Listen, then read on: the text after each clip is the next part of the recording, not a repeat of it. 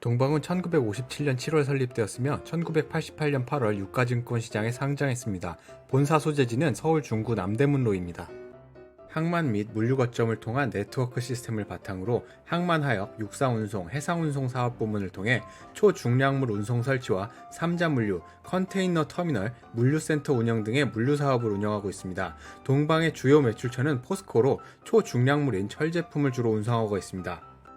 2016년 11월 유상증자로 1,100만 주의 보통주를 발행했고 주당 발행가액은 1,675원이었습니다. 이외 자본금 변동 내역은 없습니다. 20년 6월 말 현재 유통 주식수는 보통주 3,328만 주입니다. 20년 6월 말 현재 발행되어 있는 전환사채 내역입니다. 액면 금액은 100억 원이고 전환가액은 1,985원입니다. 22년 7월이 만기이지만 20년 7월 15일부터 매도 청구권이 있기 때문에 유동자산으로 대체된 것이 확인됩니다. 2018년과 2019년에 주당 현금 배당 10원이 있었고 현금 배당 성향은 1.5%입니다. 배당 성향은 낮은 편으로 볼 수 있습니다. 연결 대상 종속회사 현황입니다. 한국의 자회사 5개, 중국과 베트남에 각각 자회사를 하나씩 두고 있습니다. 20년 6월 26일 광양선박의 지분을 매각하기로 계약을 체결했습니다. 처분은 7월 30일에 이루어졌으며 처분 금액은 576억 원입니다.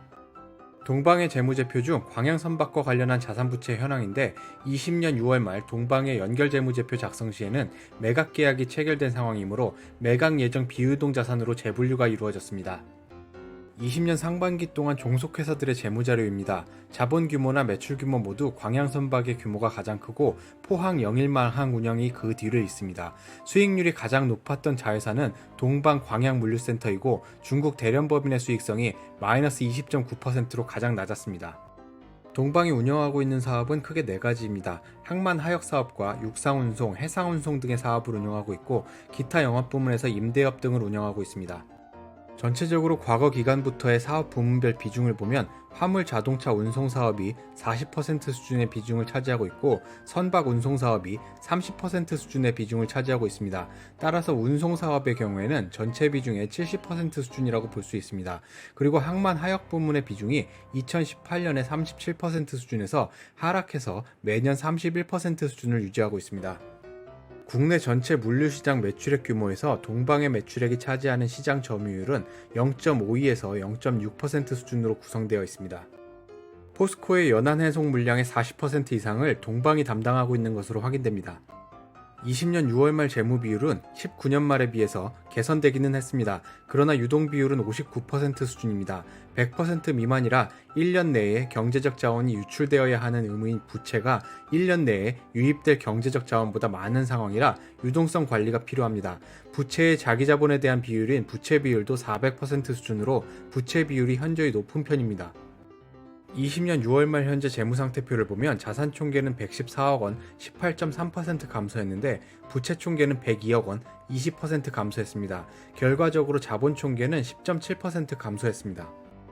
유동자산 내역을 보면 전체적으로 1.6% 감소했는데 광양선박 지분의 매각 계약으로 매각 예정 비유동자산이 506억 원 증가했고 현금자산과 금융자산 등의 항목들이 이에 따라 감소했습니다. 유형자산 내역을 보면 968억 원의 금액이 매각 예정 비유동자산으로 대체된 것을 확인할 수 있습니다. 2017년부터 2019년까지의 손익계산서 내용입니다. 매출액 규모는 매년 증가하고 있는 모습이고 3개년 연속 영업이익이 발생했습니다. 2017년에는 기타 영업외 비용과 종속기업 처분 손실로 인해서 2019년에는 금융비용, 기타 영업외 비용으로 인해서 당기 순손실이 발생했습니다. 2018년에는 전기보다 매출액은 13% 증가했지만 매출 원가가 더 크게 증가하면서 영업이익은 전기 대비 3% 감소했습니다. 2019년에는 매출액이 20% 증가하면서 매출 원가와 판관비의 절감으로 인해 전기 대비 48%나 이익이 증가했습니다. 이익률 수준을 보면 2017년에 매출 총이익률이 12.5%로 가장 높았고 영업이익률은 2019년에 가장 높았습니다. 매출액 대비 판관비 비율을 보면 판관비 절감 수준이 가장 큰 연도가 2019년이었습니다. 매출액 대비 판관비 비율은 2017년부터 지속적으로 감소하는 것이 확인됩니다. 20년 상반기의 매출액은 3,065억 원 수준으로 전년 동기 대비 1% 증가했고 매출 총이익은 326억 원 수준으로 15% 감소했습니다. 영업이익도 89억 원 수준으로 전년 동기 대비 6% 감소한 수준입니다. 20년 상반기에는 기타 영업외 비용이 무려 3,000%나 증가해서 반기 순손실이 발생했습니다. 20년 상반기의 이익률 수준은 전반적으로 전년 동기 대비 하락했습니다. 매출 원가의 증가로 인해 매출 총이익률은 10.6%로 19년 상반기에 비해 2%나 감소했는데 판관비 지출 절감으로 영업이익률 감소폭은 미미했습니다. 단기 순손실이 발생했으므로 단기 순이익률은 마이너스 3.6%를 기록했습니다. 검토 내용 정리하겠습니다. 20년 상반기의 매출액은 3,065억 원 수준으로 전년 동기 대비 1% 증가했는데 매출 총이익은 326억 원 수준으로 15% 감소했습니다. 영업이익도 89억 원 수준으로 6% 감소했습니다. 매출액은 2017년부터 2019년까지도 지속적으로 증가해오고 있습니다. 다만 수익성의 경우에는 연도별로 편차가 존재하는 상황입니다. 20년 상반기에는 전반적으로 이익률 수준이 전년 동기 대비 감소했습니다. 매출 총이익률과 영업이익률의 감소폭은 비교적 적었지만 20년 상반기에는 단기 순손실을 기록했고 단기 순이익률은 마이너스 3.6%입니다. 20년 상반기 말 현재 유동 비율은 59% 수준이고 전기 말에 비해서 개선된 수치입니다. 그러나 유동성 측면에서는 문제가 있는 상황이므로 100%를 초과할 때까지 지속적으로 관리가 필요합니다.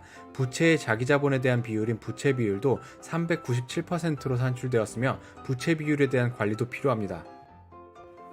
오늘의 영상은 여기까지입니다. 이 영상이 좋으셨다면 구독과 좋아요, 알림 신청까지 부탁드립니다. 다음에 더 좋은 영상을 올릴 것을 약속드립니다. 고맙습니다.